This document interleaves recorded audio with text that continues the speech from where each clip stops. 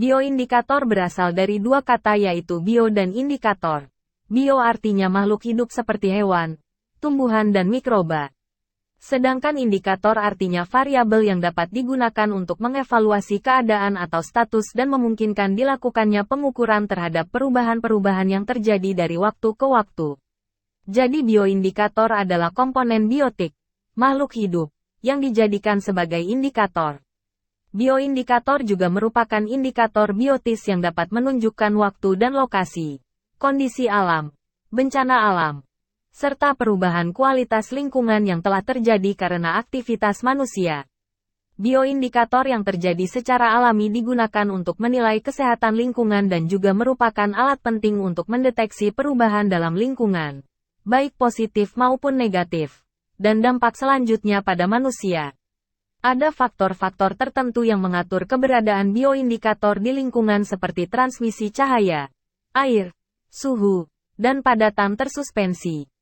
Melalui penerapan bioindikator kita dapat memprediksi keadaan alami suatu wilayah tertentu atau tingkat kontaminasi.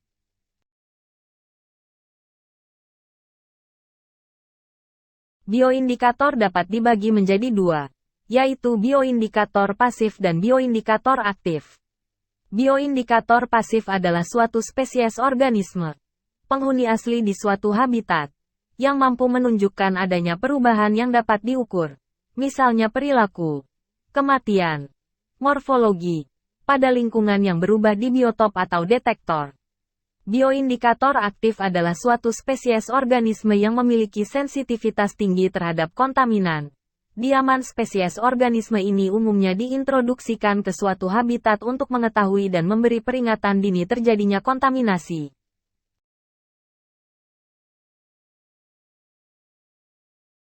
Bioindikator atau indikator biologi dapat diklasifikasikan sebagai berikut. 1. Spesies indikator. Kehadiran atau ketidakhadirannya mengindikasikan terjadi perubahan di lingkungan tersebut. Mempunyai toleransi yang rendah terhadap perubahan lingkungan atau stenoecus. Bila kehadiran, distribusi serta kelimpahannya tinggi, maka spesies tersebut merupakan indikator positif. Sebaliknya, ketidakhadiran atau hilangnya suatu spesies karena perubahan lingkungannya, disebut indikator negatif. 2. Spesies monitoring.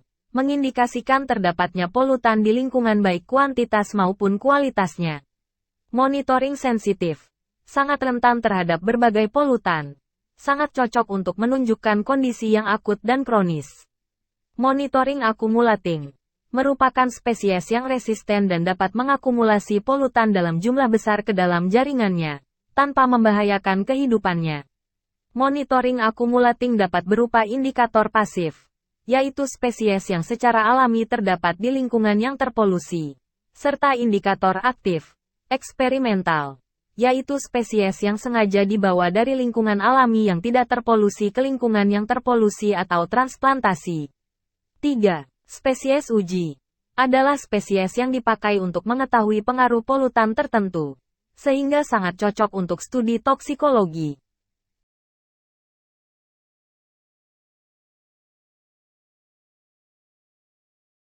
Beberapa kriteria untuk menggunakan organisme sebagai bioindikator adalah 1. Secara taksonomi, telah stabil dan cukup diketahui. 2. Sejarah alamiah diketahui. 3. Siap dan mudah disurvei dan dimanipulasi. 4. Taksa yang lebih tinggi terdistribusi secara luas pada berbagai tipe habitat. 5. Taksa yang lebih rendah spesialis dan sensitif terhadap perubahan habitat. 6. Pola keanekaragaman menggambarkan atau terkait dengan taksa lainnya yang berkerabat atau tidak. 7. Memiliki potensi ekonomi yang penting.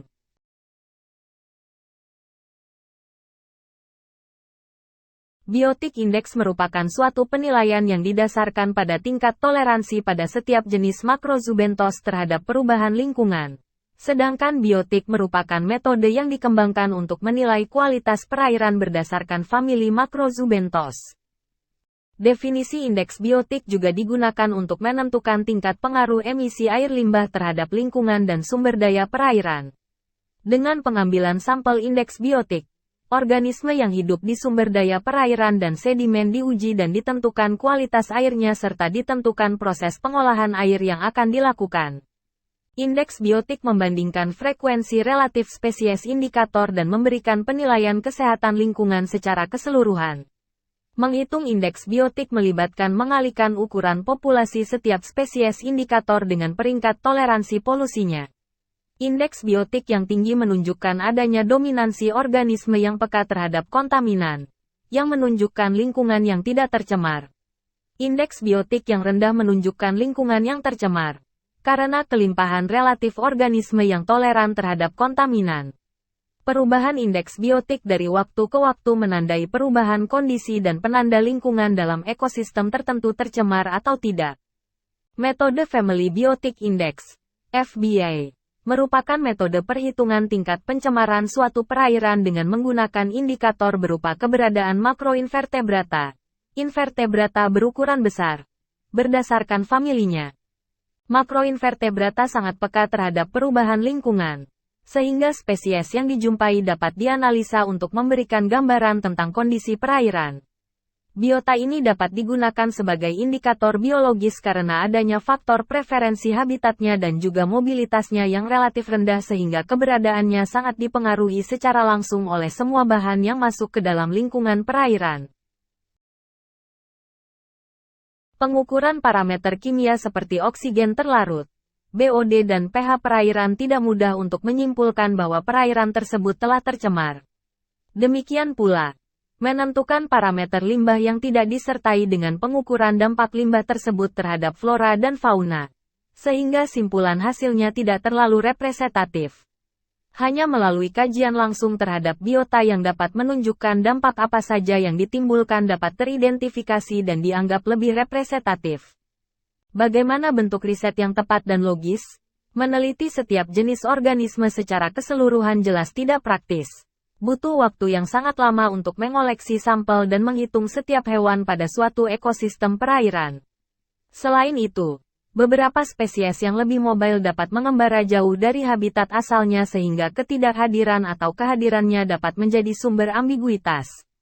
Oleh karena itu, perlu untuk mengidentifikasi spesies indikator yang ada atau tidak adanya, merupakan cerminan dari kualitas air dan bukan karena kebetulan semata.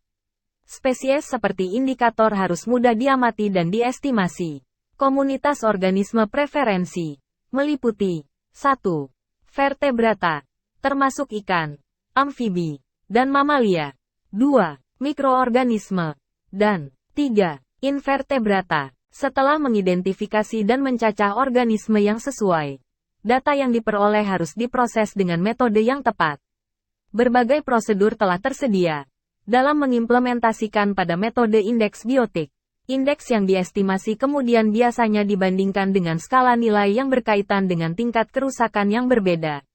Sebagian besar indeks biotik cepat dan mudah, tetapi hanya bermanfaat jika menjadi bagian dari program survei atau pemantauan. Beberapa pertimbangan yang harus dipertimbangkan meliputi 1. Kehadiran atau ketidakhadiran suatu organisme harus merupakan fungsi dari kualitas air dan bukan faktor ekologis lainnya. 2. Sistem yang dirancang harus menilai kualitas air dengan cara yang dapat dipertanggungjawabkan, dalam bentuk yang lebih sederhana dan akurat, sehingga dapat dibandingkan antar metode. 3. Penilaian harus berhubungan dengan kondisi kualitas air dalam jangka waktu yang panjang daripada hanya diterapkan pada waktu pengambilan sampel saja. 4. Penilaian harus berhubungan dengan stasiun pengamatan dan bukan perairan secara keseluruhan. 5. Pengambilan sampel, penyortiran, identifikasi, dan pemrosesan data harus sesederhana mungkin. Waktu yang dibutuhkan singkat, tenaga surveyor sedikit. Trend Biotic Index, TBI. Ini dirancang untuk menentukan kualitas air di sungai. Hal ini didasarkan pada pemeriksaan kelompok kunci makroinvertebrata bentik. Menurut jumlah spesies dan individu organisme skor dalam kisaran 10. Tidak tercemar, hingga 0, sangat tercemar. Jika ada 16 atau lebih spesies organisme kunci, termasuk lebih dari satu spesies Plecopteran, maka skor air adalah 10. Namun, Jika tidak ada Plecopteran dan hanya ada 2 atau 3 spesies cacing Chironomid atau tubificid, maka dikategorikan sangat tercemar dan skornya hanya 2. Metode ini mudah diterapkan dan dipahami tetapi relatif tidak sensitif dan hanya dapat diterapkan pada sungai-sungai di wilayah Severn Trent. Keuntungan dan kerugian dari sistem dapat diringkas sebagai berikut.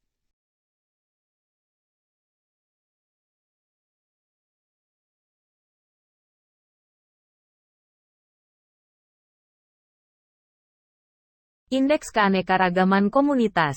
Berbeda dengan indeks keanekaragaman spesies. Indeks keanekaragaman komunitas didasarkan pada jumlah total spesies dan kelimpahan relatifnya. Dapat memberikan ukuran numerik yang lebih baik dari struktur komunitas. Salah satu keuntungannya adalah memberikan nilai yang tidak bias serta tidak bergantung pada ukuran sampel, namun individu-individu dalam sampel harus diidentifikasi hingga ke kelompok taksonomi terendah. Indeks keanekaragaman komunitas dihitung menggunakan rumus berikut.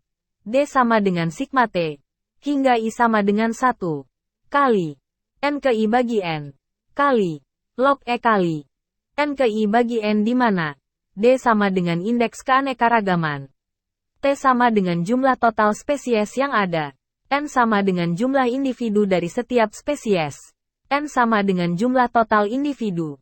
Dengan kriteria, nilai D lebih besar dari 3, tercemar sedang.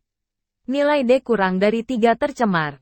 Nilai sama dengan 1 sampai 2,99 tercemar berat. Kelebihannya adalah 1. Menghasilkan perkiraan terbaik dari struktur komunitas dan merupakan fungsi dari nilai yang ada. 2. Memiliki aplikasi yang luas karena tidak diperlukan daftar spesies khusus. 3. Menggunakan skala desimal yang nyaman. 4. Sensitif terhadap perubahan kualitas air walaupun kecil. Kekurangannya meliputi 1. Perhitungan indeksnya panjang. 2. Penggunaan angka pasti membutuhkan prosedur pengambilan sampel yang lebih ketat. 3. Semua organisme harus diidentifikasi pada tingkat spesies. 4. Memberikan sangat sedikit cara deskripsi kualitatif. Metode defisit spesies kote. Metode ini digunakan dalam situasi di mana ada titik sumber efluen yang memasuki sungai. Perhitungan indeks dengan mengambil selisih antara jumlah spesies di atas, A1, dan di bawah, AX, sumber dan dinyatakan sebagai persentase dari jumlah total di hulu, A1. Dengan formulasi, defisit sama dengan AK1A ke X dibagi A1 kali 100. Keuntungannya adalah 1. Skala linier dengan persentase yang mudah dipahami berguna jika polusi memasuki sistem melalui sumber titik. 2. Tidak memerlukan rezim pengambilan sampel yang ketat. 3. Hasil dapat disajikan dengan grafis yang memungkinkan tren untuk diidentifikasi dan dinilai. Kekurangannya adalah 1. Hanya didasarkan ada atau tidak adanya organisme secara keseluruhan. 2. Hasilnya sangat dipengaruhi oleh perubahan musim. 3. Tidak ada spesies indikator yang dipertimbangkan. 4. Harus ada stasiun referensi yang tidak tercemar.